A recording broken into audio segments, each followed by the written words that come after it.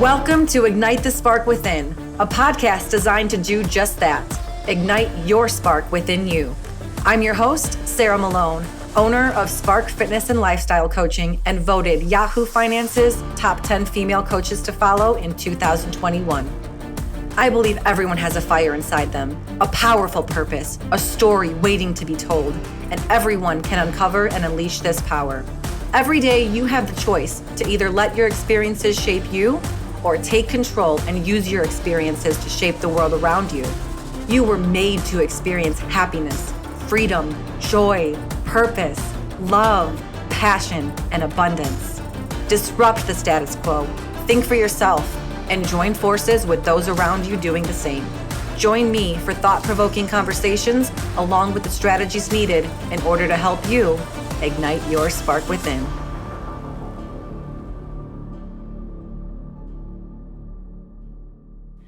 On today's episode of Ignite the Spark Within, I sit down with a man named Dr. Jacque Moser, who is a naturopathic health expert who has worked with over 5,000 patients worldwide and consults internationally with patients via Zoom. Dr. Jacque specializes in working with patients who are struggling with infertility, gut health, and mold toxicity, which was the nature of our discussion today. But in addition to his work with patients, he is a doctor of chiropractic, national speaker, published researcher, coach, and mentor to doctors, and a 3 times first place bodybuilding champion. He hosts his own podcast called The Doc Jacque Show, which you can find through the links in the show notes, and has been featured in Fox 34, Disrupt Magazine, Houston Weekly, The New York Finance, and many, many more. Guys, this conversation is invigorating and new to my show because here I am sitting down with a health expert in a different field than I. But what I really wanted to bring forth was how our gut health directly correlates and reflects the health of our mental, emotional, and spiritual health as well. This was very important. He brings up backed scientific research and facts that we can verify through the studies that he's showing, but also with his work with so many patients, he's seen this. And what was invigorating for me is that he focuses on the root cause, just as I do in fitness or in mindset or in spirituality. It's all about, we don't want you to get hooked on us or pills. And this is a truly naturopathic route to take if you're truly seeking healing for yourself, and something that you do not have to rely on others or on medications to supplement your health. We really take this deep dive into our mental, emotional, and spiritual health as Americans, but also as the world as a whole, in how the systems that are put in place for us via food, the FDA, the government, schools, all of this stuff, and how it has led to our disconnect with our bodies, our minds, and our spirits. And so not only is our physical health so important, there's a reason for that. And some of these things are quite disturbing, as we wouldn't necessarily think that some of the things we've been told are incorrect and are leading us away from health. But it's very informative, and I think you're really going to enjoy this conversation. So without further ado, please enjoy the show.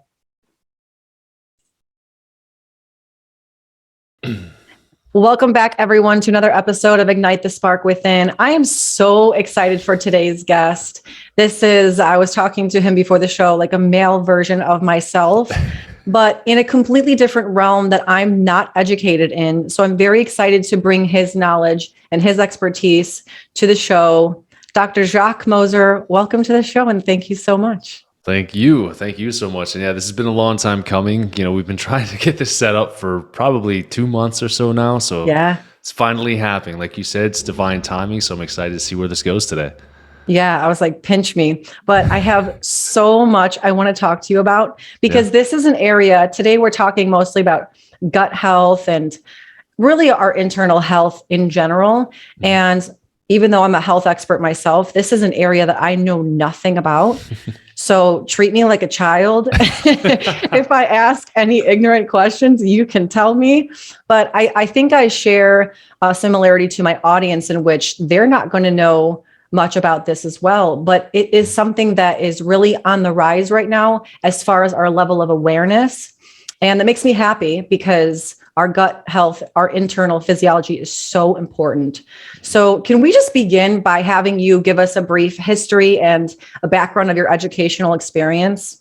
Yeah, sure. So we'll start back. We won't go to high school, but we'll go to college. So I was a D1 AA collegiate athlete. So I played football at Robert Morris, transferred out because I tore my medial meniscus. Went to another school, D3 out in Ohio, tore my medial meniscus again and took that as a sign. I wasn't supposed to play football in college. Finished up at Penn State with a bachelor's in kinesiology movement science. Went to chiropractic school, started pursuing my passion in with that. In between those two things, in between undergraduate and chiropractic school, I thought it was going to be a great idea for me to go out with some of my buddies in Pittsburgh. And I don't know if you knew this about me even. I ended up getting jumped that night. So, so we were rounding up. Yeah. So and this is a unique situation because I know what it's like to have everything and then lose it all just in a blink of an eye because somebody hit me upside the head, broke my nose. He hit me so hard in the nose that my nose was shaped like a C.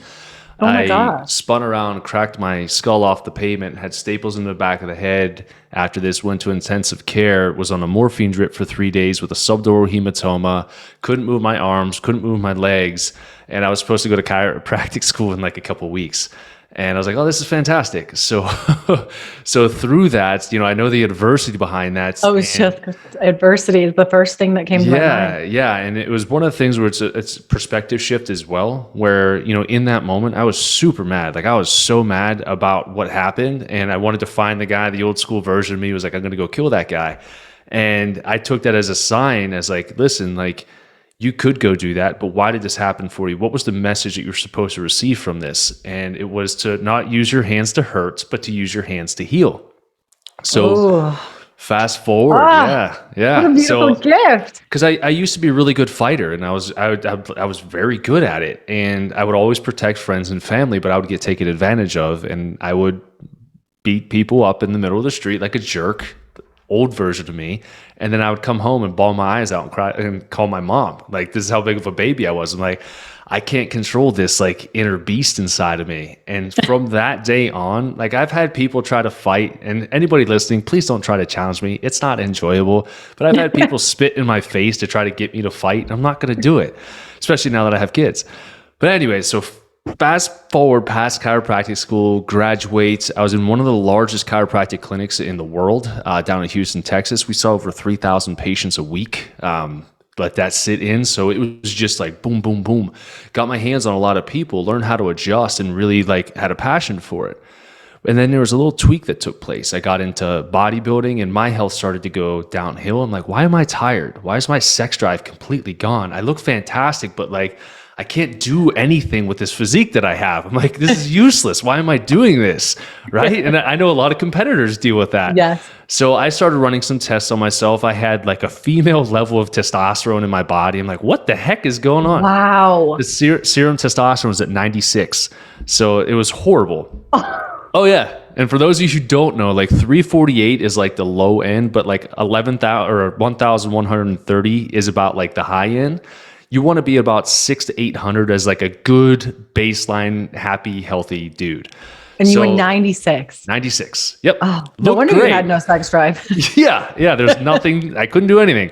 So that started getting me to start looking into other directions where I'm like, I thought everything was just chiropractic. Like I thought all I needed to do was move a bone and the body would heal. And we saw miraculous things, but then my body was failing. I'm like, I get adjusted all the time. What else is there that I'm missing? And we had a story of a patient, this family that we were working with. We would adjust his family. I was down there for about 4 years or so. And each time this family would come in, the mom, I believe she was in her 70s. It's been a couple of years now, but her health would just like steadily decline. I mean, this patient, like, she was a phenomenal human being, but like, she would come in a diaper and you would adjust her and she would fart and you'd be like, oh, like, you didn't want to embarrass her, but it was like room clearing gas. Her skin was like oily and flaky at the same time. We're like, something else is going on. So we ended up leaving. My wife and I ended up leaving that clinic. We went to Pittsburgh, opened up our own practice, started getting into like the naturopathic, functional medicine, traditional Chinese, what I do now. Beautiful. And his family had reached out and they're like, hey, can you help mom? And I'm like, well, what's wrong with her? And she's like, well, she hasn't pooped in like a week or 2 weeks now. I'm like, okay. And so I'm like, well, let's get it something set up. We set up a consult. Did some basic stuff on her, just a foods test and stool test. And in between the time we were waiting for the test to come back, she ended up in hospice care. And then she was in and out of a coma. She was only awake for an hour over a 3-day span. I'm like, what the heck is going on? So I'm still new in practice. I have this little cheapy printer and I didn't even know had a fax machine on it. And I get a fax in and I'm like, what does this say? And it says confidential written diagonally across the paper. I'm like, what? So I pull it off. I'm like, what did I do wrong? And I'm like, oh, no, it's not anything I did wrong. This is what this patient had. And it was basically the health department reached out to me and said, anybody who came in contact with this patient needed to be very, very careful because they had a life-threatening illness. And I'm trying not to get emotional about it. She ended up passing. The mom ended up dying from this infection that I wish I would have known more about when I was doing chiropractic, because I was with her for 4 years. And so I'm a strong believer that if I would have known this stuff back then, she would still be here today. So that's the passion that drives me, not just from my own internal health struggles that I went through, but from the patients that I've worked with and the things that I've seen. This is where I'm constantly starving for more knowledge and more education to be the best doctor I could possibly be. Wow. In a nutshell, right? I didn't know that side of the story. I knew your history with bodybuilding and how your own health issues led you to here, but wow, talk about, I love how God uses these cataclysmic moments that are often diagnosed or called pain or negative moments in our life to push us towards more of our purpose. And you were obviously called to do so much more than just move bones around. And so thank God you listened. Yeah. Yeah. I always joke and I say it was like he was trying to like nudge me. And, I feel, like when I talk with patients, it's like, listen, like if you're dealing with anxiety every morning, you're not waking up with energy, you're not feeling purpose, like that emotion is a spark for you to do something differently.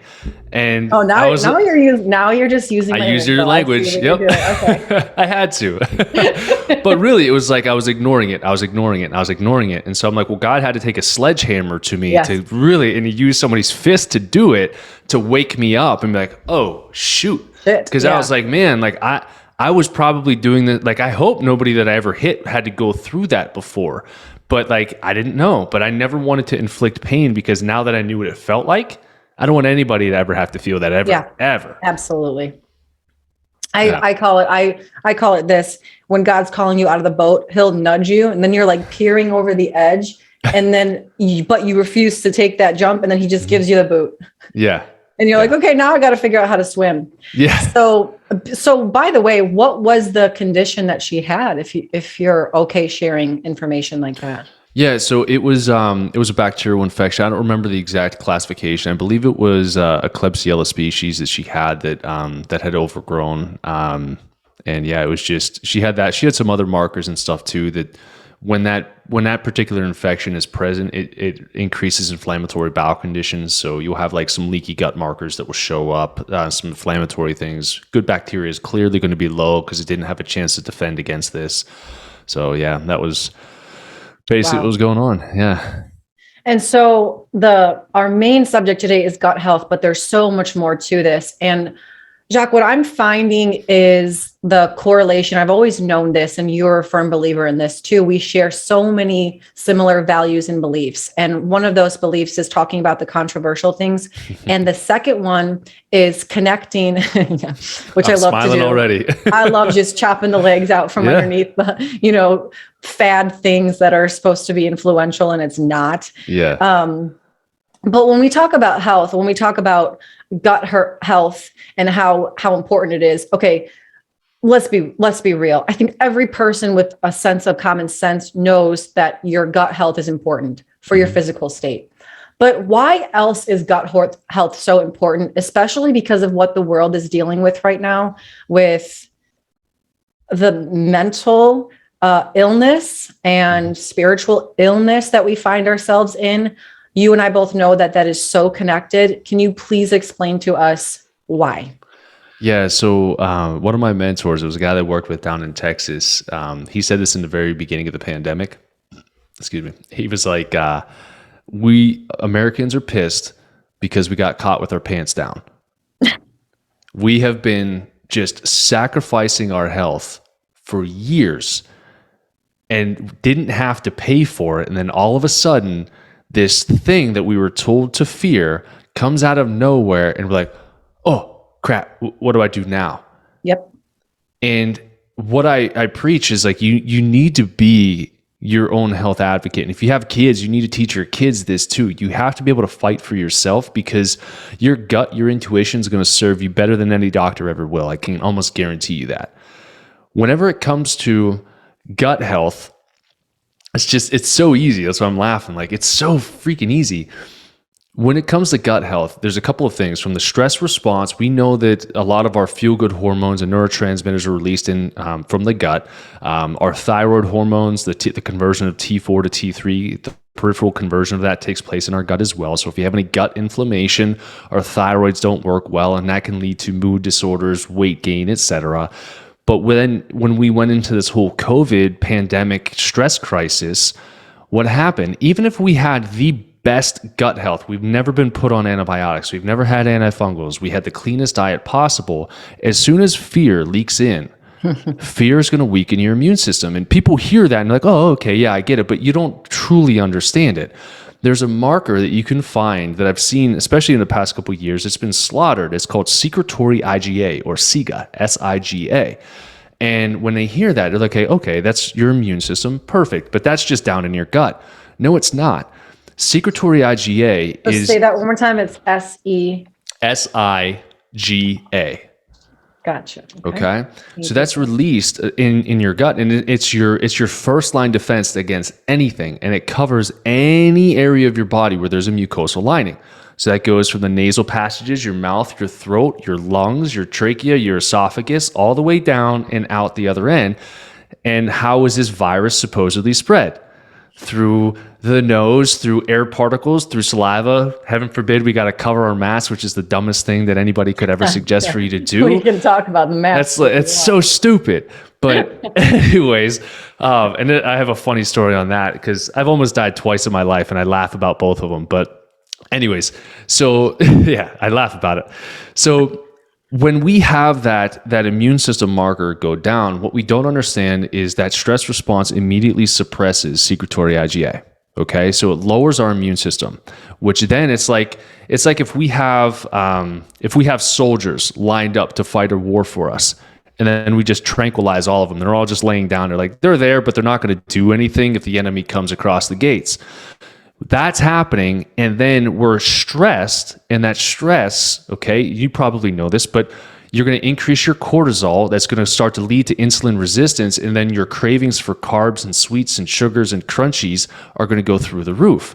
And then it's going to throw off your sleep, which is then going to say, okay, well, we crushed your immune system. We're now going to allow your bacteria or your yeast that's found in your gut to then overwhelm you, because we're going to feed it with fertilizer aggressively, and your immune system won't do anything to stop it.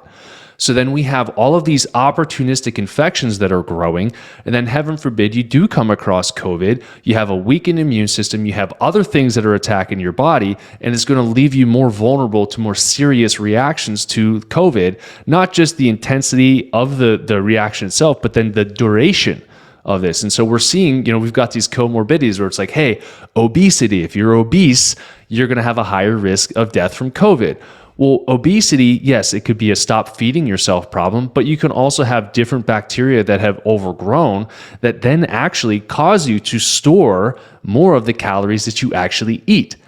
So if you're in a calorie surplus and your bacteria is storing it, you're going to become fat. And through that, and then you're going to be at a higher risk for death or other reactions that take place due to COVID.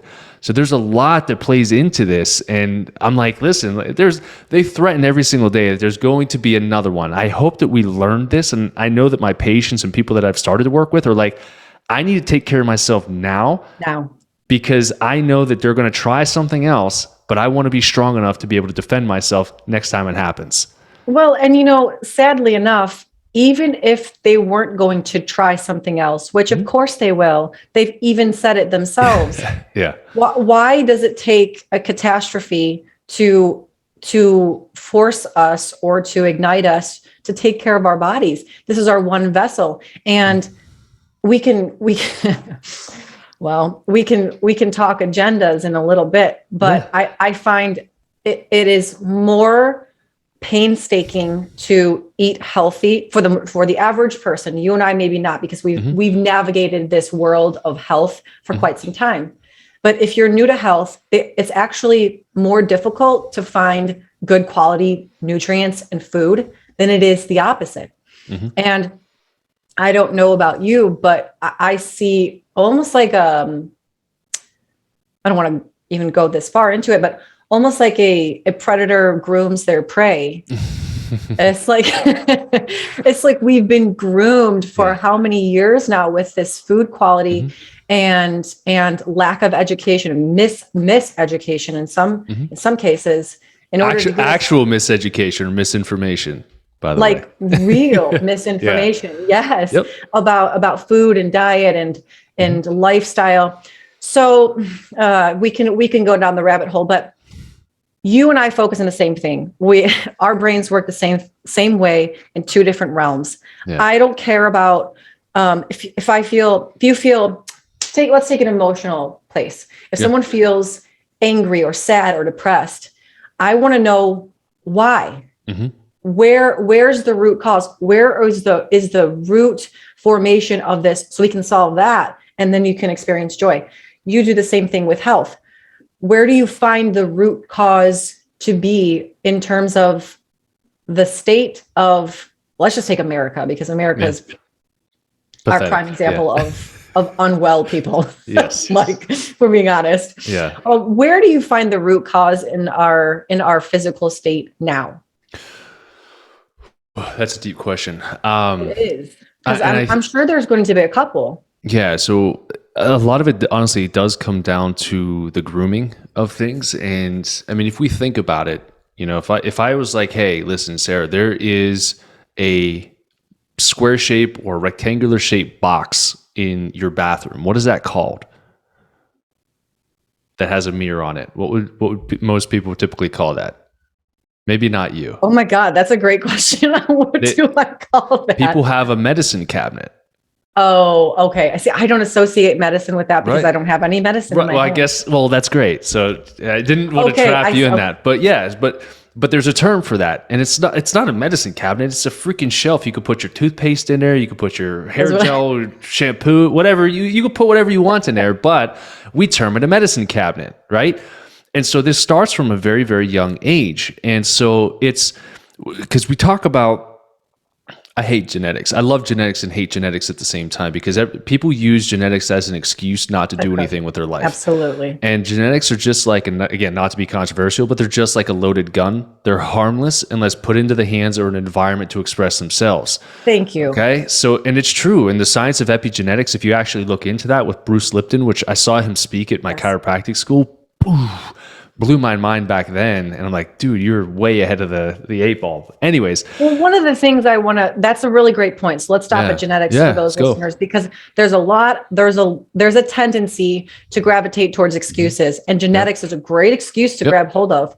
But the reality is, and correct me if I'm wrong in saying this, but how I understand it is your genes, even if you're genetically predisposed, you're not genetically predetermined to have a disorder or disease. Right. Only if you put yourself in that environment to activate those genes do you experience the ailment. But if if all people would follow a very simple, holistic lifestyle, I don't see those diseases existing. Mm-hmm. Okay. Well, I always talk about too, is like, okay, so it's in your genes, right? But at what point was it not in your genes? Right? Because we have many generations before us that never had that disease, had worse living conditions than we supposedly have now. Then all of a sudden, because your grandma had it and your mom had it, now it's hereditary. What? No, your poor habits are hereditary. So when it comes to, yeah, and it is, because, you know, like my family, I just talked with a patient about this. My family, like, we were super freaking active. Like I played like 6 sports when I was in high school. Like my parents made me have to choose because they're like, I can't drive you everywhere. Like I was always active. And then you have other people who their parents don't do anything. They're couch potatoes. They sit and watch TV all the time. They just pound potato chips. And they're like, oh, well, I'm just destined to be like my family. Well, if you choose to be like your family, yeah, you're going to have the same shitty genes that your parents gave you. And then you're going to feed those same shitty genes with shitty food. And you're going to have a shitty life. Not to say shit too many times, but that's the reality of this. Is it is your choice to do this or not. And Bruce Lipton, and he had a partner back in the day that actually got ticked off at him about this, but they did twin study research, like genetically identical twins. And they mapped out their genes, let them live their lives for 15 years, came back, tested their genes again, and their genes were completely different. They were identical twins. And they're like, what other evidence do you need that your genes are not going to be your roadmap for life unless you choose to allow them to? Mm-hmm. So when it comes to where does this start, it comes from parents or parental responsibility. I mean, I've got 2 really young kids right now. The societal pressure, like I don't understand why parents feed their kids the garbage that they do.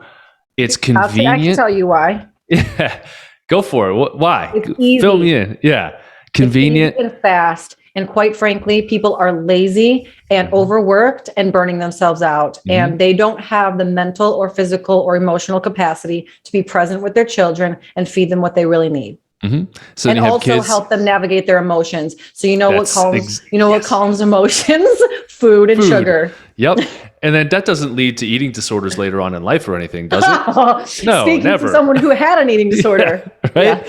Yeah. Like there's our childhood, I mean, from like 1 to 6, I would say even further than that, but 1 to 6, like you're a sponge. Your kids are sponges. They're learning everything that you do, how you treat them, how you respond to certain situations. If you are active, if you're not, like they're learning it because they don't know anything else. They want to mimic you as if you're their role model. And then if you are not their role model because either you're not there for them or you're just a terrible person, just beat your kid all the time, that kid's going to want to avoid you. And so they're going to have attention-seeking behavior. They're going to act out. They're going to be mad to gain significance. And then if they continue to do that, what does a parent do? Medicate. Let's make you a zombie because I think you have ADHD or ADD. Let's put you on Ritalin, stunt your growth, and cause brain damage. Let's just do that because I don't want to deal with you right now because mommy or daddy needs to just sit and vegetate because I don't have the energy because I wasn't prepared to be a fucking parent. Pardon my French, but that's, yeah. This is why we're so much alike.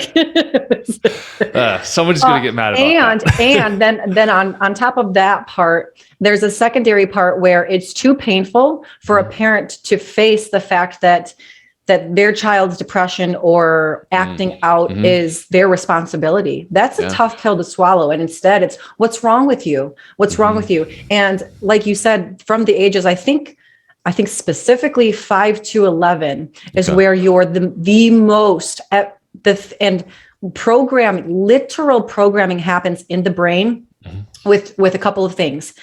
Input from an authority figure, mom and dad, repetition. Of course, mom and dad are going to continue reiterating that. And then there's so many other things. So we're literally programmed at that age.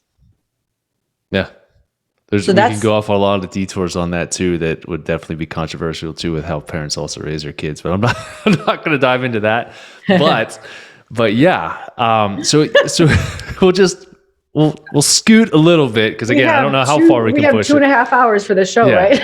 we booked the rest of the week for this. Yeah, seriously. But yes, I mean, parents are quick to medicate their children And then that leads into this behavior, right? Where's this disease and treat behavior? All right, I have this symptom, treat it. You have a cold, let's treat it. You have this, let's give you something for it. I don't know, you're not sleeping, take this. Take this. And this isn't just, by the way, because this drives me crazy. This isn't just in the medical realm. I know naturopaths that do this. I know functional medicine practitioners that just band-aid stuff, or you'll have these brands that I am very outspoken against and they don't like it, where it's just all you need. Oh, you've got constipation, just take this. Oh, you've got acid reflux, just take this. And it's a holistic band-aid for this, and it's not addressing that underlying problem. It's just band-aiding it. I would pose this challenging question. Is that really a naturopath? I would wonder the same thing. You don't like when you see the test. No, it's not at all. But when you see like endocrinologists are terrible. Like every single endocrinologist is a piece of crap. I'm just going to go out there and say that if you're not, please reach out to me so I can say I know one that's not. But endocrinologists are terrible. Naturopaths, like they're god awful. They're just like the ugly stepsister of a medical doctor. Like it's hard because you'll hear these people and are like, "Oh, I went the natural route." I'm like, "Okay, what do they do for you? Bioidentical hormones, or they put you on this, or they put you on that." I'm like, did they find the cause? No. What were they doing? What were they doing? They were putting you on a regimen so that way you'll be a consumer for the rest of your life. There's nothing different, whether it's a healthier version of it or not, you're still becoming a consumer for the rest of your life. When you're taking something, it should be a supplement for your current state of health and your current lifestyle. If you do not change your health and you do not change your lifestyle, you will have to take that for the rest of your life if you want to feel well. But it's just going to allow other areas of your body to be sacrificed, and then you're going to have more problems 5, 10, 15 years down the line. So that's my little soapbox. I get in so many arguments. I get so frustrated with what's out there. And that's actually, I'm rolling out a coaching program here soon. I didn't even tell you that, to be able to train people on what I do to help more people out there, because I can only help so many myself. It's just, it's crazy. Yeah, well, with over 5,000 patients helped, you're going to need some help too. Yeah. Yes. Yeah. It's sad, but it honestly, it does come down to the parental responsibility here. And I'm in a unique situation where I would say in the last year and a half, a lot of, especially women, are starting to step out and try to break their generational traumas or generational curses and things like that were passed down. We're more aware of what their parents did. And, you know, my parents weren't perfect. They know they weren't perfect, but they did the best they could with what they knew. And I can learn, I had the ability to learn from what they did as to how could I improve upon this. Like when we're sick, yeah, it sucks, but I know that my immune system is now stronger after conquering that. Because why? Because now I have antibodies against it. They're naturally acquired. I'm going to have those for life. Might give myself some zinc or some vitamin C or some other things to just help to promote my immune system. Eat a little bit more protein if I can. But then past that, my body's going to kind of do its thing. The more we try to manipulate and interfere with it, the more we're going against our innate intelligence. And we're trying to combat it and saying, well, you can't do it, so I'm going to try to do it better than you. Mm-hmm. Doesn't make sense. So when our kids are raised with this mentality, we're raised in a rushed society. So chicken nuggets, or, you know, McDonald's or whatever they sell at McDonald's anymore, fast coffees. So people are just running through the drive-through and they're going to be like, hey kid, I didn't feed you this morning. Do you want chicken nuggets or a hash brown while I get my coffee from McDonald's? And then you're sitting at school and then you're going to be eating from a vending machine. The school lunches are absolutely appalling. And then you're staying after practice for sports. And I remember eating out of a vending machine for sports and eating those little Snyder's, like twist buffalo flavor, buffalo chicken, whatever flavored those things. I would crush those, or I'd go to Subway and eat crappy food at Subway and then ride my activity bus or have my parents pick me up or drive home. And then that's your consistent life. And you're learning from your parents that you medicate when you're sick, you don't have time to rest, and you're being indoctrinated, not just from the medical sense, but you're also being indoctrinated in school as well, because it's just a farming system to make us just barely smart enough to be able to survive out there on our own, just to create a working class. Yeah. Just assembly robots. Thanks, Rockefeller. Yeah. It's, yeah. Okay. This is so good. So, and we think the same. So I'm seeing this whole picture, and thank God, honestly, thank God for COVID. Yeah. Thank God, because something needed to happen in order for us to kind of break down the systems that are so clearly not for us. They're against us. And ironically, what was meant for evil is in some senses being turned for good. So it's great that people are waking up. But then the question becomes, how? How do I do this? How do I make this shift in a world that is not designed for me? How do I create my own fertile environment of health? And how do I do that for my kids? Because like you just explained, that whole process, these kids are going to school. So give the parents and even just any adult really how we can, I don't want to say take control. How can we bring our health back to where it needs to be, our gut health? What would you tell a client or a patient of yours? It depends on the severity of what they're going through. If this is just basic stuff and you're just like, hey, where do I start to get better? Yes. It starts with the parents. So if you're bringing a kid to me, I'm going to say, listen, if you're going to tell your kid to eat healthy, you too are going to have to eat healthy. It has to be a team effort, because if you have one weak link in the house and they bring in a box of pizza and everybody else is eating healthy, then they're going to throw a monkey wrench in the whole system. When we talk about the food aspect of things, listen, it takes about 2 weeks or so for our taste buds to change. So if we're like, okay, today we're going to start eating paleo, or we're going to start cutting out these foods, or whatever it is, just start simply. Okay, find one recipe and say, okay, I'm going to try cooking this meal for dinner. And it's not, hey, will you guys eat this? It's, hey, you're going to eat what I cook for you, or you're not going to eat because that's what I made for you tonight. Like that's the other thing too, is we have a lot of this passive parenting, and then the kids run the household. It's like, you're letting your 5-year-old not eat. You're making 6 meals because he doesn't want anything that you made. No, he's not eating tonight. It's as simple as that. And they'll learn, because kids innately will be like, okay, I'm a little bit hungry. Mom and dad starved me last time. I'm going to eat this. So you start with that, start very simple, and then start with, for lunches, start packing a lunch. It takes 2 minutes to do it. Pack a little, or make a little extra for dinner, pack that up in a lunchbox, and send your kid off to school with a packed lunch. It's not hard to do. It takes 2 minutes, 3 minutes to do it. And then your kid gets a better meal. For breakfast, stop feeding kids cereal and like carby carbs all day long, because what's going to happen is they're going to have that crazy spike in blood sugar. They're going to have this drop when they go to school, which means they're going to have behavioral issues. And then they're going to be exhausted again and want to crave food and want to crave more carbs. Give them something with more substance. Give them, even if it's like a healthy protein shake or a smoothie, start somewhere. Make it easy for them. Or you can do some eggs if your kid doesn't have an egg sensitivity or allergy. Start with some eggs and put some veggies and stuff in there. There's all kinds of really cool little paleo, like turkey ball, muffin-ish recipes that are really healthy for you and really nourishing. But if you start slowly, and we just slowly start to implement these things in, do it for a month, find recipes that you like and make it a fun thing with the family. Like, hey, did you guys like that dinner? Did it taste good? What can I add in? Do you think there should be any more spices? Do I need a little bit more like good salt? Do I need a little bit more seasoning? And then it turns into, okay, now this is our favorite meal, and this is going to be what we have on Mondays. And then you're able to build a recipe based off of that. So starting as simply as possible is going to be huge. The other thing that's going to be massive for regaining control, and a lot of people get upset with me when I say this, but I don't watch the news. Every once in a while, it'll pop up or somebody will tell me a current event.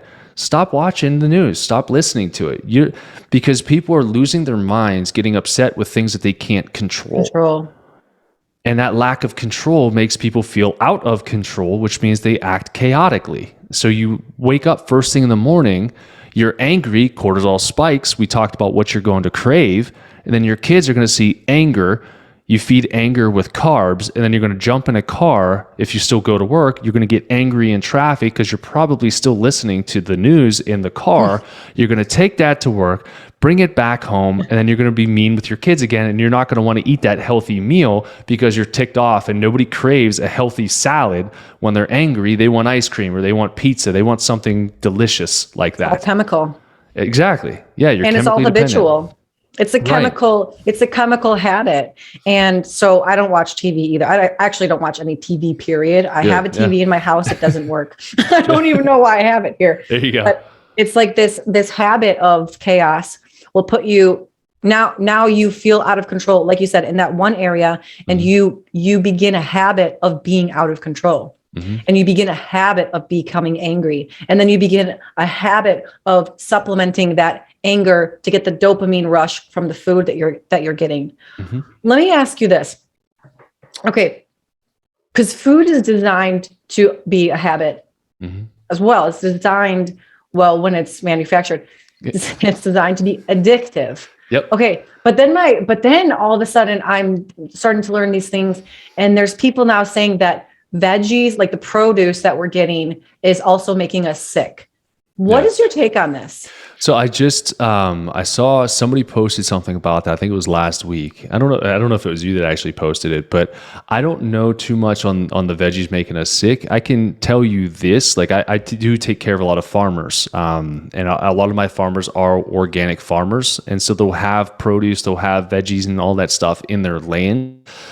But they'll be backed up to like an inorganic farm where all of like the pesticides and everything will actually wash into their crop. So even though they're listed as like an organic farm, they're actually not. So you can still be getting some of the same chemicals from that. As far as, and you can actually, the organic farmer, this is crazy side note, they can get sued by the other farm because they're stealing their pesticide. Yeah. If they tested their soil and saw it was in it. Yep. Yeah, and then they would lose their organic licensing as well. Yeah, it's a whole thing. But that's as far as I know for like the vegetables. I know that there are like nightshades and stuff, and I know that we'll talk about like lectins and lectin resistance and things like that. That people just won't be able to break down certain chemicals in plants. But I don't really know what the main driving question or concern is in terms of like our vegetables and produce. I would have to look more into that one. Okay.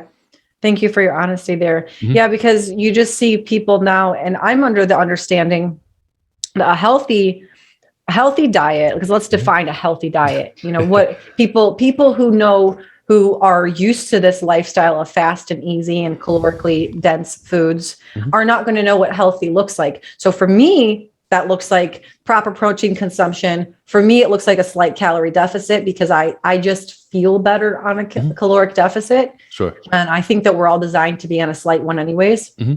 Produces more energy.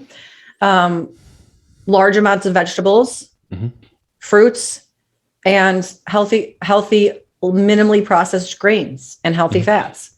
Yeah. Is this an accurate picture of what a healthy plate should look like? Pretty much. Yeah. I mean, you want to, the cliche thing is eat the rainbow. So you want to have a really colorful plate. And if you want to take it to the next level, you're only technically supposed to eat the foods that are in that season. So like the springtime harvest, the fall time harvest, the root vegetables and things like that, our bodies change. Like we're encoded with nature. So all of the original, like the OGs back in the day were like, no, you're only supposed to eat what's supposed to be grown in that season. So eat something that is outside of that. Whoops, 1 second. If you eat something that's outside of that, and there we go, got my mic back in. I knocked it out. I got too excited. But if you eat outside of that, then you can have a harder time digesting that said food. So colorful plate, prioritize protein. So many people either go way over with their protein consumption, or they're like, I don't want to eat that much protein, and they'll eat like next to nothing. What's really important is when we are in a stressed state, which, I mean, come on, what American is not stressed? You require more protein. If you do not eat protein, your body will eat itself and release amino acids from your muscle tissue and from your digestive tract. Really important.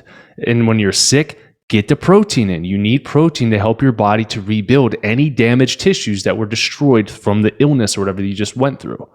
Okay. Question on that one then. So is that because cortisol is basically producing breakdown? Yeah. Cortisol pushes you to be catabolic. Okay. So people out there, clients of mine specifically, that are wondering why you're so low energy during this time, we can ask ourselves, are you properly fueling your body for the amount of stress that you're currently undergoing? Absolutely. Great. That's a great point. Great point. Okay. Another segue. Gut health can transpire into major illness, but it might not. How do we know if we are, how do we know? Because we talk about mold and toxins, yes? Yes. How do we know if we've been exposed to or we have mold or toxins in our system if we're not showing any symptoms yet? So a lot of that is or maybe there's a symptom that we don't realize is a symptom. That's exactly what I was just going to say. We're not told what to expect and what to anticipate. So as the years go by, right, it's your age. You're getting older. Your bones are supposed to ache. Wow, come on. Oh, you have arthritis. You're supposed to feel that way. I can't remember things. Well, you're just getting older. These are signs and symptoms that your body is not functioning properly. So it could be, again, just like this yellow flag going up like, hey, somebody pay attention to me or else it's going to get severe. And then your body breaks down 5-10 years down the line. I mean, prime example, cancer. Cancer takes like up to 15 years to grow in the body. That means for 15 years, your body was trying to send out some smoke signals to you and you chose to ignore it. Wow. Okay. Now the argument is what about kids, but that's a whole different topic because it comes to parents and that's a very sensitive subject. But so I lost my train of thought there. I got too excited with that. That's okay. We're talking about symptoms that we might not know are symptoms. So mold toxicity, this is, I call it the number one home wrecker. Okay. And not just because mold physically destroys the house, but because it destroys relationships. Usually, when you are exposed to mold, one person in the home feels god-awful. They've been to every specialist you could possibly think of. They've got chronic fatigue. They've got fibromyalgia. They've had cancer. They have irritable bowel. They've got Hashimoto's. They got a goiter on the side of their neck. They have goo that comes out of their eyes. They have rashes. Their scalp is completely rashed. Their eyebrows are red. They think that they have lupus. They've got neurological issues. They've got Alzheimer's. They've got Parkinson's. Have I said enough yet? Like this mold toxicity is one of the number one things that I treat in my practice because what has been reported is over 50% of buildings have been water damaged. And that's 50% that have been reported. I know people that I test their homes. It's never been reported. I test their homes and boom, mold is through the roof. So if someone's like, I don't know if I have mold, a quick tell is if you've been everywhere and nobody can figure out what's wrong with you, it's probably mold. But it makes it really difficult with that relationship aspect because then say it's usually the wife, the woman feels a little bit more because mold is lipophilic. It loves fat. Women tend to have a little bit more fat than men do. So they tend to harbor a lot more of the mold toxins than guys do. I also work with a lot of stay-at-home moms. So if they are at home for 24 hours a day, they're getting probably double the exposure that the husband is. Yes. So they don't feel it. They're seeing all of this money go away. And they're like, the doctor said it was just depression and you should just take that depression medication, right? Or an antipsychotic, or you need to go see a therapist, or am I not giving you enough attention? Like these are the real conversations that I hear. Oh, or you can deal with infertility, which is another pillar that I work with. People with recurring miscarriages. There's a mold toxin that will continue to cause that. So there's so much that plays into mold, but the big whatever is if you've been everywhere, nobody knows what's going on, at least test mold. It's not expensive to do, and it'll at least tell you, am I moldy or am I not? Wow. I had no idea about all of that. Yeah, I have my sister-in-law, you just named almost every diagnosis. Sorry, and sister-in-law. I'm like, oh my God, that could really be her. Is mold something that we can also experience from food? Oh, yeah. Yep. So depending on how the test shows, there is like a leeway of like, okay, this is probably coming in from food consumption. Main foods that are going to have mycotoxins in it is going to be your coffee. Number one across the board is going to be coffee. Interesting. Yeah, which is why people are like, oh, I need my coffee to have my bowel movement in the morning. I'm like, was it the coffee or was it the pesticide and mold that you just drank that just shot out your butt? So yeah, so we've got coffee. Then we have peanuts or peanut butter, very moldy. I've heard of that. Cashews can have a tendency to as well. Pistachios. Wow. So those are very common. And then your dried vine fruits. So like your dried fruits that people will get and like, oh, this is just good to go. Or wine can also be high in mycotoxin concentration. Rice occasionally can have high mycotoxins in there too. So a lot of the normal stuff that people eat on a daily basis can be littered with mold. Go figure. These are some of the most popular food items out there. Yep. Seems like some design here. I do want to talk about that. Yeah. How far would you go to say, as far as saying that these problems that we're experiencing are by design? Oh, I mean, I would say some of them may have been accidental, but that fit into the design. Because just from a fundamental, just a logical standpoint, which hopefully I'm sure your listeners know how to use logic and reasoning, but a lot of Americans have forgotten how to do that. If we look at our system and our society, right? We talked about if we have an ailment, what do? We take a medication, right? That's what we're trained to do, like a freaking dog. We're trained to take a medication. That medication is going to sacrifice other areas of the body. So then it's going to then require another medication, and then another medication, and then another So it starts this chain reaction of dysfunction in the body.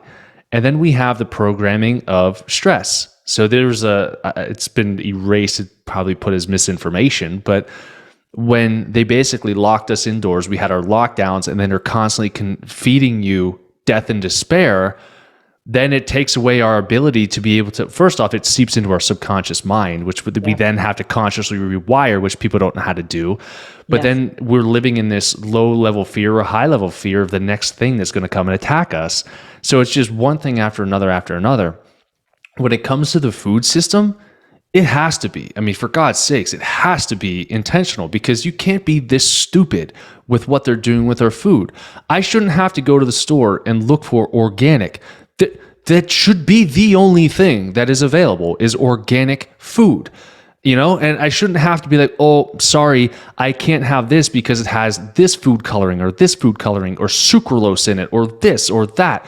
And it's like, how many chemicals can we possibly fit into this food so we can save $1 in production? And then my logical brain is saying, you added 15 chemicals. How is that cheaper than just the normal freaking food that you started with? What? So in terms of intentional design, I think you'd have to be dumb to not think that it was intentional. I mean, everything it's either a short play or long play.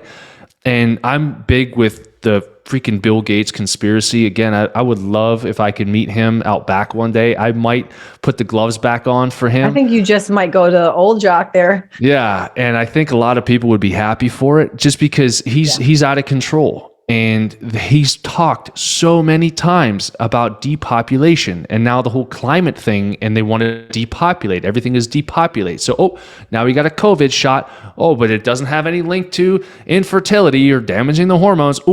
Shh. Don't tell anybody that sperm quality decreases for up to 5 to 6 months after you get the shot. Don't tell anybody. And we'll make sure you get a booster shot. So then at least you'll get 1 or 2 a year. So then we'll make sure men are sterile for the entire year.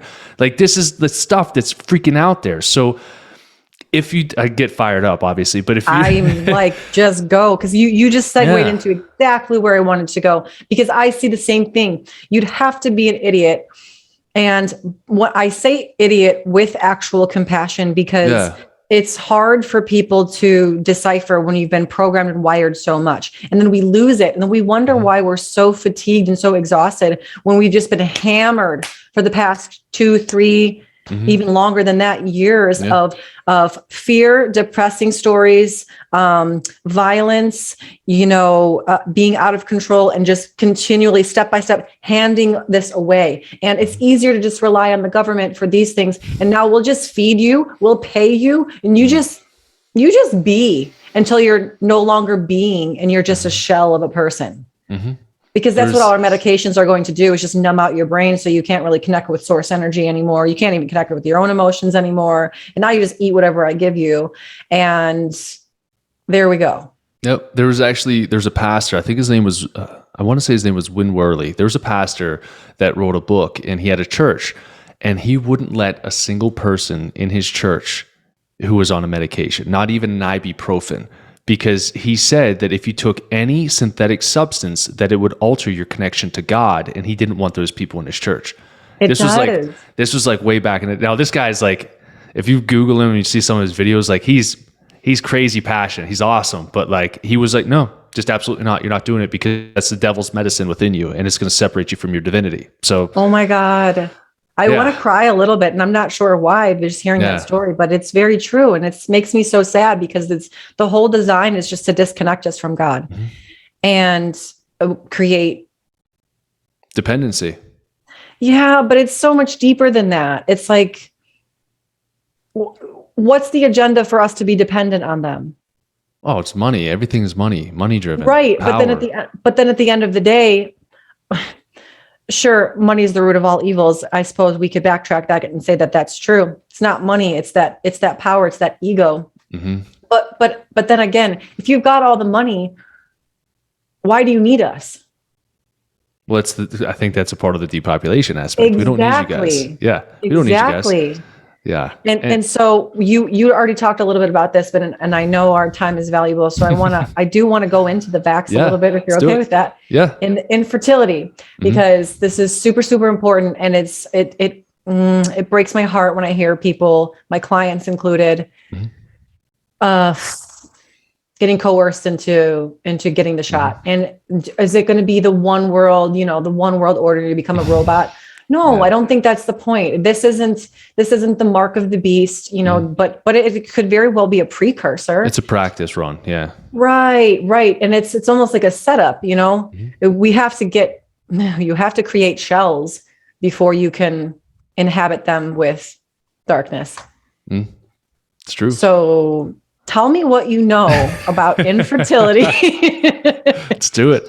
So this was something like I remember back in, my wife will laugh at me. She still laughs at me for it, but we were having conversations with a couple of friends of ours, and this girl reached out to me and she knows a lot of people. And she was like, hey, what do you know about this whole COVID shot and then screwing up the menses? And I'm like, well, I know it's in the COVID shot, and I'll wait for you to stop. Allegedly, I know what they put in there. I still believe that there's things in there that they didn't put on the label that we'll never be able to know. And I'm like, for my scientific brain, I don't know how this could potentially spread to somebody else if somebody else had the COVID shot. So I'm like, I'll hear you out. But again, the science, the scientist community is like, I just need a little bit more proof. I just need a little bit more data on this. So she was like, fine. So she jumped on social media and did a post and had over 300 women who reached out and was like, my cycle is crazy. It's so much longer. I'm bleeding 2 weeks on, 2 weeks off, 2 weeks on. Everything is crazy. I'm like, okay. I'm like, well, all right. You're starting to, you're starting to interest me. And then we actually had a massage therapist that came to our house. This is when it got personal. And my wife was like, this is true. I'm like, okay, I get it. All right. But I don't really know yet. So our massage therapist, we were getting massaged by her, I think like a month or two prior. And then she came this month whatever that month was. And it was like, hey, I basically got coerced into getting the COVID shot because she massages a lot of professional athletes and she wasn't allowed into facilities unless she was vaccinated. That week, Megan's cycle was freaking crazy. And I'm like, all right, what in the heck is going on? Whoa. So I reached out to my midwife, our midwife that we used back in Pittsburgh. I'm like, hey, Jen, I'm like, what do you know about this? And she's like, well, I'm not going to speak out or say anything, but I will say that I tell every one of my pregnant moms to stay the hell away from the COVID shot because she was seeing a record rate of miscarriages post-COVID shot and post being in contact with COVID shots. And I'm like, this is getting kind of freaky. And then the information comes out about the spike proteins going and attacking, I believe it was the uterine lining. I think it was the M spike protein going and attacking that. It's like, like that's kind of strange, like kind of direct. Like I was just going to say that's very specific. Yeah, no other virus really does that. Like, what are you talking about? And then the research started coming out and then it got suppressed again. And so I was digging around. I was like, I'm going to bring some research to the table today. And I went up right before we jumped on. I'm like, babe, I was doing all this research and it's hilarious because any research that comes from America says the COVID shot is so unbelievably safe. You go outside of American publications and it's like, watch the hell out because this happens. I'm like, talk about censorship. Like, you got to be kidding me. It even massages the COVID shot in like the abstracts and in the conclusions and all. I'm like, come on. So the new thing that came out was that is so infuriating. Yeah. Well, you got to think about it. And I forget, it was one of the guys that Joe Rogan had on. He was talking about the peer review process. And basically, to get peer reviewed, you have to have some chums and some buddies that are like, hey, we all agree on the same thing. Let's not get ticked off. Let's just publish this thing. So then it becomes peer reviewed. When they couldn't have even, they're like, I didn't read the freaking paper, but it got published. And then there's no conflicts of interest. I'm like, well, you kind of work for the damn company. There's a pretty big conflict of interest there, or it's a shell company running the study that you own, like you invested in, or some money. So the Israeli study was based, I think it was just published a couple months ago, and it said, and I have the research over here, it was the Journal of Andrology. It found out that there was a temporary reduction in sperm count of about 22% of the samples from the donors, anywhere from 3 to 5 months after the vaccination. And at first it's like, oh, it's 22% of that, and for 3 to 5 months. Okay, but then wait a second. If we're getting booster shots constantly, my mind goes, well, then are they trying to improve that 22% to bring it up higher, or are they trying to prolong this infertility process in men? Right? So I was like, that's kind of interesting. And then with my patients that I have, because again, infertility is one of my big pillars, I've had patients come to me and they're like, hey, I'm pregnant. And then they go to what I call a COVID shot party, a whole bunch of people who just got the COVID shot, they'll come back and miscarry. And I don't have a miscarry record in my office. Like, women who work with me, they do not miscarry, or if they do, they get pregnant the next month really easily. It was just a cleansing process that needs to take place.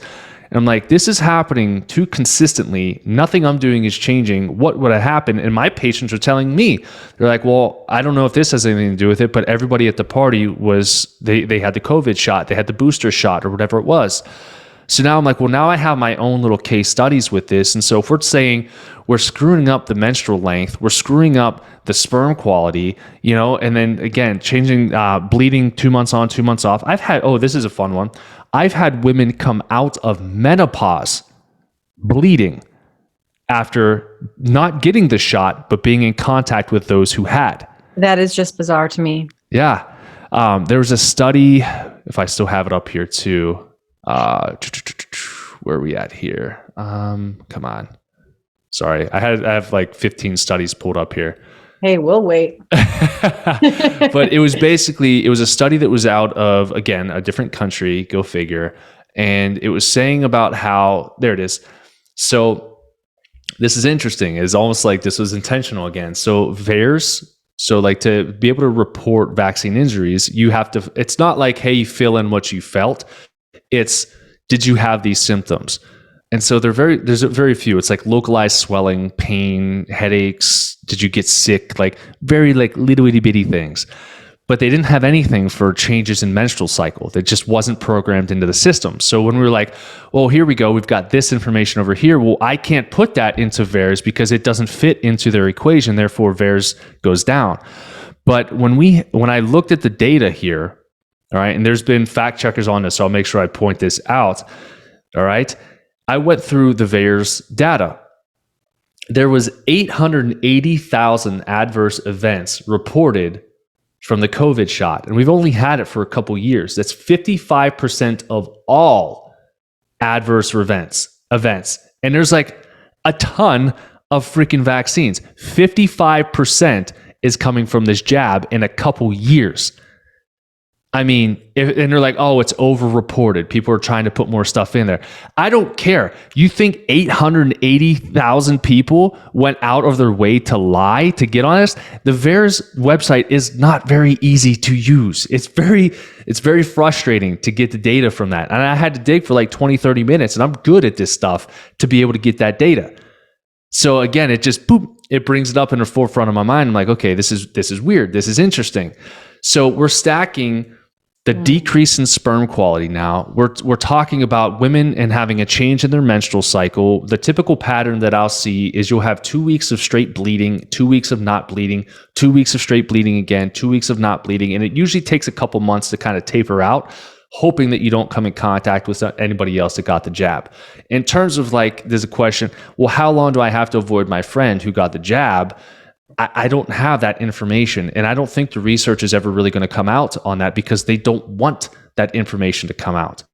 Absolutely not. Do you think that that's part of the reason why they have laid off of the push to get vaxxed so much? Because it's almost like, okay, enough of it's out there to just spread around. I would like to say no, but I feel like it's a yes. Because I do feel as though like there's a lot. So I'm a firm believer in movies desensitizing us into the future. And a couple movies stick out. The one I just love to mention, this is a different one, but did you ever see the movie They Live? No, I have not. Oh God, you got to watch it. It's like it's horrible. It's a 70s movie. It's They Live. It has Roddy Piper in it. And he's just a laid off construction worker that finds sunglasses in an old church building. And he's able to see all the subliminal messaging and everything. And the world's basically being run by like aliens. It's hilarious. Trust me, you'll love it. It's way ahead of its time. But the movies that I think of is two. One was it was a Ninja Turtles movie. I don't remember which one it was. It was one of the newer ones, and they put a virus on top of these buildings to disperse out through the air. To me, okay, I feel, and this is really diving into conspiracy because I'm huge with like chemtrails and what they're trying to spray in the air to control the climate. It's not good for us. But I also think that something is in that they're able to kind of rain down on us. The people have been shot with a COVID shot, then express something because we're getting symptoms like Memorial Day weekend, surge in COVID. Just 4th of July weekend, surge of COVID. How are these holidays going to be increasing this COVID count? And I'm doing this for my own patients. They're like, 10 people came down with COVID last week that I know, or this came. And I'm like, why is it always on the same freaking weekend? Why is it on these holiday weekends? What's happening that they're expressing this? So I think that something's coming from that. And then, what was the other movie that I was going to say too? I don't know. But anyways, I think that they're doing something that is trying to activate this. The original Kingsman movie. Did you ever see that one? Oh, yes. So they're able to put the big whatever, the biggest conspiracy theory is that graphene oxide that's within the COVID shot is supposed to reassimilate in the brain as metal bars. And they're supposed to be able to be computer animated, whatever, to control us. But you saw it in the Kingsman and they were trying to elicit anger. And then you're seeing all of these riots take place. And I'm like, that's not typical human nature. Where did all this stuff come from? Okay, this is why I love having you on my show, because you've done all the research and I operate on pure intuition and meditative vision. Good stack. So it's awesome. I have some facts to back it up. Yeah. But yes. So here's what I see happening. There will be one main event per se at a certain time when all of the implanting that has been done has been given enough time to, like you said, assimilate, groom, and take root. And with one big event, and I'm not sure when, I just know it's coming sooner than we initially thought. I think they sped up this whole process. Mm-hmm. But basically, there's going to be like a wipeout, a mass wipeout. Mm-hmm. And I don't know if that actually means death. I don't know if it just means, almost comatose, like I said, a shell of a human being. But I mean, it's at this point, these conspiracy theories we've got to give weight to, because we've seen things in human nature and in this world happening that we would have never thought possible. We just saw it in movies. Yeah. So at this point, it's like, wake up, people. Mm-hmm. Yeah. And so there is two different theories on that for sure, where it's like, okay, are they going to wipe out the population? To me, I'm like, you're killing your consumers. Correct. So why would you wipe them out versus, just make them into mandatory consumers? You have to, in order to live, you have to have this. In order to survive, you have to have this. You have to have that. And if we tell it, you have to enough, I mean, look at half the crazies out there. You got like 15 doses of the COVID shot. Like usually, like, hey, if you try it once and it doesn't work, maybe try it again. If it still doesn't freaking work, why would you continue to do that? It just doesn't make any logical sense at all. You did it because you were told to, because there was fear behind it that if you didn't do it, you'd be killing Susie down the street, or you'll kill your grandma or your kids. And yes, we all want to be the savior. Yeah. And not only that, but we're getting sicker afterwards. Mm-hmm. Oh yeah. Oh my gosh. And I mean, the intensity of, because they're like, oh, it lessens the symptoms. No, people who got the COVID shot, from what I have seen, they have more intense symptoms, and the duration of it lasts so much longer. That's been my experience too. Than if you just got it naturally. Well, not only that, but even if that were true, that's not good. If I am not showing symptoms of something that I have, and then I'm going out in the world like nothing's wrong, and I'm just spreading it to everybody around, that is worse than, that's so negligent. Mm-hmm. Brilliant design though, isn't it? Sure is. Because you'll come in and give somebody a good hug if they're not coughing in your face, but if they are, you're going to keep your distance a little bit. Something to think about there. Doc, oh my gosh, I could talk to you for like another hour, seriously. Now you guys know why I said this is the male version of me. Just how you say things too is we have our firm beliefs, we're very passionate about it. And it's just refreshing to see that in right now. And I just find like people like you and I and other people that are rising up in this time. I don't know about you, but I feel like I was literally created for this specific time.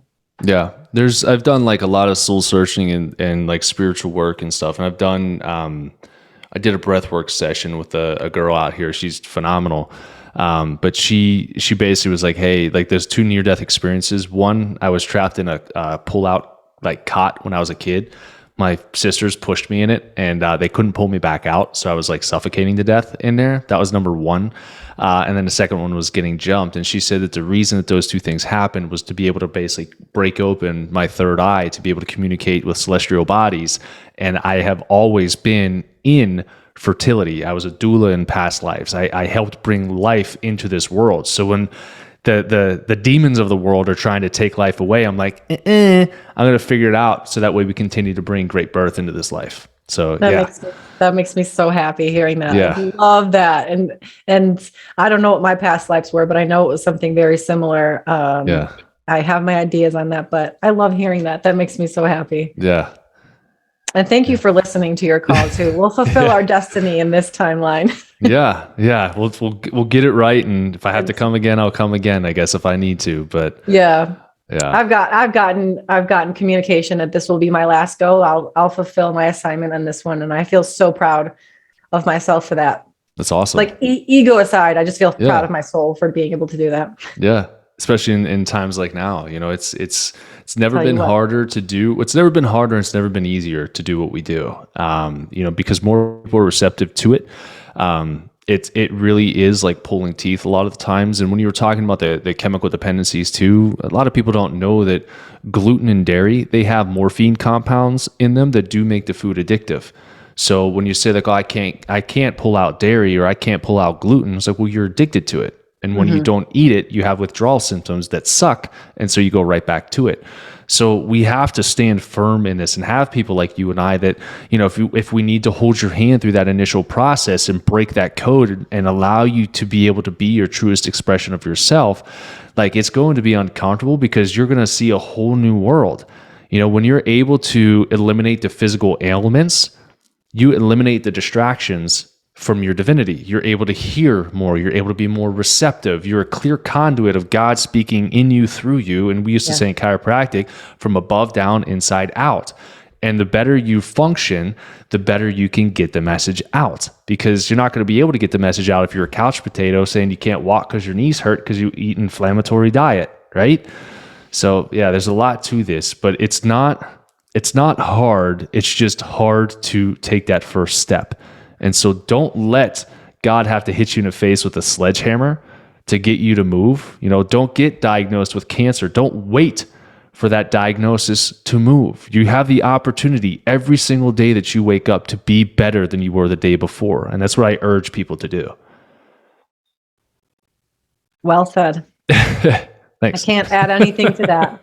Can't add anything to that, but just echoing everything. So can you please tell us, and by the way, guys, he has his own show too, the Dr. Jacque Show. It's amazing. I was listening to it earlier, and I love your solo cast too, by the way, about motivational speakers. I'm like, that's when I figured out that we're the male, female versions of each other. Because I just love calling out the bullshit out there. Yeah, calling out the sexy. Everyone tries to make something sexy, and like, you don't, like, get out of here with that. But yeah, but you'll be on the Doc Jacque Show as well. So for those of you, I'm excited who for are that listening, you're going to be on my show, and we're going to have probably another hour and a half of talking and communicating, because I'm excited. It's rare to find people who share the same passion, the same intensity, and the same mindset on pretty much everything that we've ever talked about, which is great. So it's good to have another soldier out there doing the good work. Amen. I feel as though there is an army rising up, and eventually, it's funny because we're all doing our own individual work in some ways, and yet at the same time we're doing a collective work, which is so beautiful, because it really helps you understand how we are all one family and one humanity. When we do that, there's huge separation happening right now, and it's the soldiers that are rising up. I called it the golden era, the golden army. That would be us. Yeah. And then everything in the middle is kind of just being diffused. And then there's the polar opposite of the darkness. And that'll be the eventual war that we go into. But I don't know about you, but I'm ready. Yeah, I mean, like you said, I'm born ready. If I need to put the gloves back on, I'm good to go. Like, you just putting a different pair of gloves on. Of just like I did not lose it. Gloves on. Yeah, I've got my heavy bag in the garage. I hit it every once in a while. I'm like, yeah, I still got it. I might be 35, but like I still got it. Yeah, but I'm ready if the time strikes. Well, yeah, I mean, because we are like we're gonna have to at some point. There's going to be adversity, and we live in this cupcake society where not only do we love to eat cupcakes, but we're too afraid of confrontation. So we're more inclined to just give up. And I actually did a post on this. I think you saw it too when I was at Home Depot, and they were trying to give my kid a freaking mask to wear. And I'm like, what the hell? Like, my kid's never worn one of those things, not through all of COVID. Not once has he put a freaking mask on. And we flew illegally with him on airplanes without a mask on because we didn't give a shit, because our kid is not going to be indoctrinated to think that some stupid virus is going to kill him, because it's not. But when we, it's true. Because again, like, I don't like, because when he sees masks, he'll be like, those are stupid. Like, those are stupid. I'm like, yes, like, good. Buddy, like, people need to hear that. He'll yell at people for eating gluten and dairy in like the bakery aisle if we're going through the grocery store. He goes, that'll hurt your belly. I'm like, yes, like, I raised him right. But that's amazing. But yeah, I mean, there's going to be this uprising that does happen. And one of my really good friends shared an article with me. It was a post too with the article that said, I think it was a story based off of monkeys, actually. And maybe you've seen it, but it was like, if you get 100 monkeys together and you teach 100 monkeys a new skill, as soon as those 100 monkeys acquire that new skill is then passed onto every single monkey that is alive. It has it innately, it has it within itself. So what I'm thinking is happening too is what happened with COVID is we had more than 100 people sitting in front of a television, and that fear spread through society. Whether we believed it or not, it hit our subconscious, okay? It hit our greater intelligence, really. Now we have people who are like, no, that's not right. And yes, I'm going to do my own self-worth and my own self-work. And I know way more than 100 people who are doing it. So then that potential is then spreading back through the population. And so right now we're doing it a lot of solo work. We don't know how many other people are working on this. And I have a feeling at some point we're going to be like, where the hell have all you guys been? Like, this is awesome.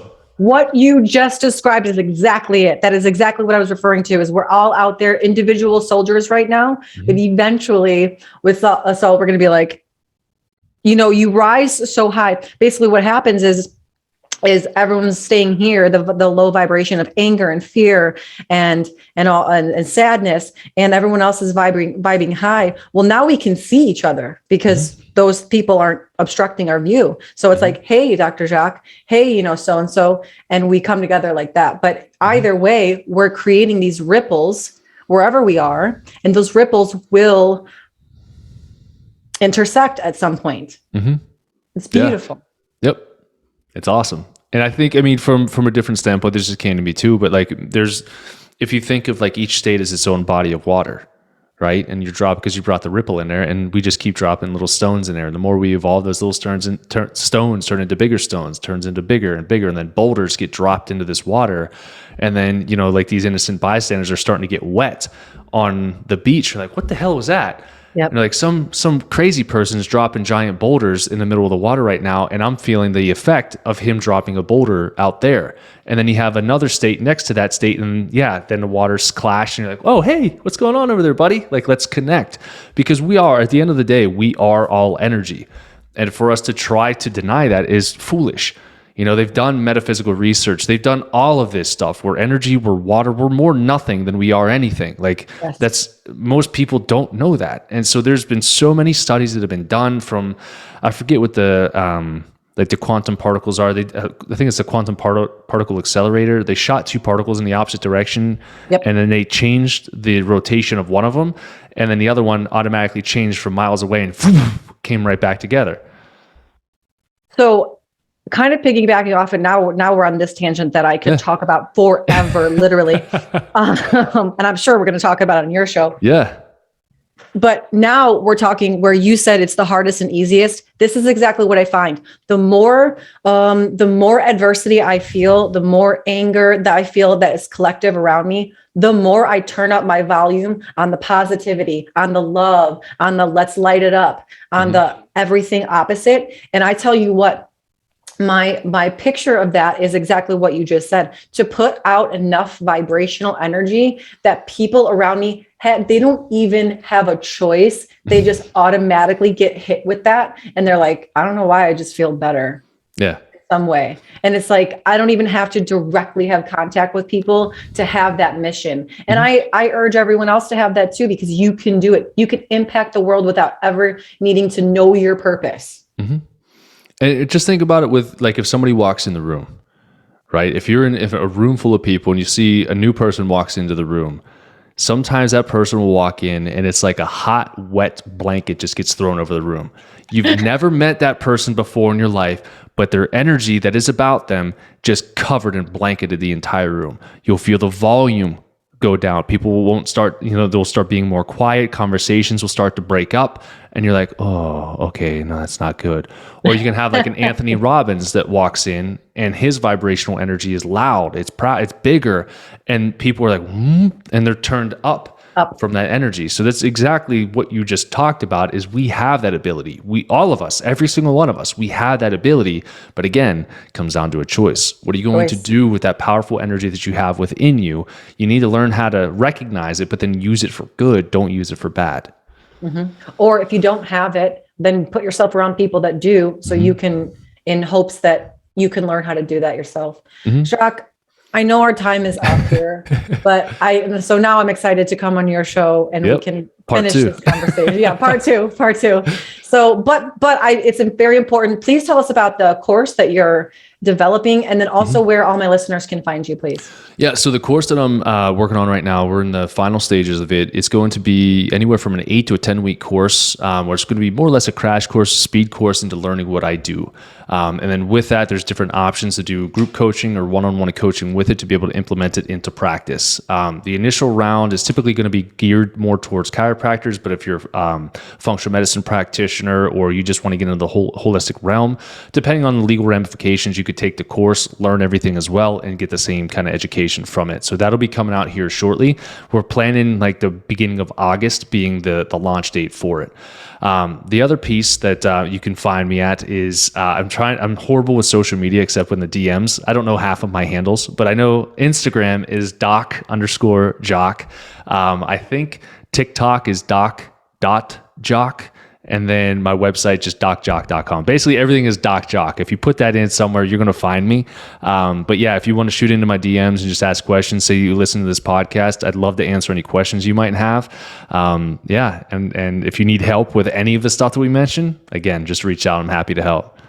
And I'll put all of those links in the show notes, you guys, so you could just click and find him. It's easier that way. Gosh, I feel the same way. I'm like, what are my social media handles? Like, I don't even know anymore. I'm trying to get onto TikTok. It's It's taking me a while. That's the new platform I'm building, just because there's less censorship there, which is kind of cool. But also you get a lot of people that'll troll you out and they don't like what we speak about. So then I politely put them in their place because I'm very knowledgeable with what I speak about. Yeah. Do you get so excited when you receive those? Because I kind of do. Yeah, it's an opportunity to educate. I even had had a guy who hopped on my page, and he tried he's a functional medicine practitioner, and he tried sassing me because I was talking about the adrenal glands, and he was using like extra big words and stuff, just trying to like find significance on my page.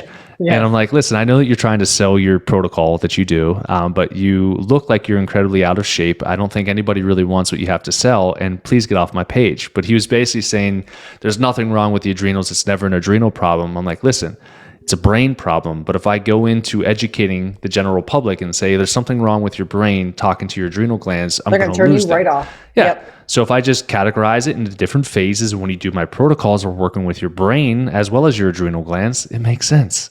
So, but yeah, it's fun. It's enjoyable.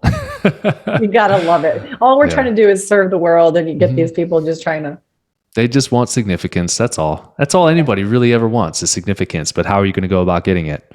Significance and what they really want is love, but significance is a quick fix to that. It's like candy when they really want the full meal. Yeah, there you go. Yeah. All right. Doc, well, thank you so much, everyone, for listening to another episode of Ignite the Spark Within. Please go check him out, you guys. There's so much valuable information here. And as always, we'll talk to you guys very, very, very soon. Thank you so much for listening to this episode of Ignite the Spark Within. If this podcast brought you value, or you think it would bring someone else value, please hit that share button. My mission is to reach and help as many people as I possibly can. And you just never know who could use that one good piece of information. And hey, if you have any topics, discussion questions, or ideas for future episodes, you can reach me directly at sarah@sparkflc.com and just write podcast in the subject line. And if you haven't already, please rate the podcast on your favorite podcast channel. This helps bring awareness to the show. And don't forget to subscribe and turn on notifications so you're alerted for all future episodes. Please go ahead and follow me on Facebook and Instagram. And if you're interested in pursuing coaching for yourself, you can visit sparkflc.com for more information.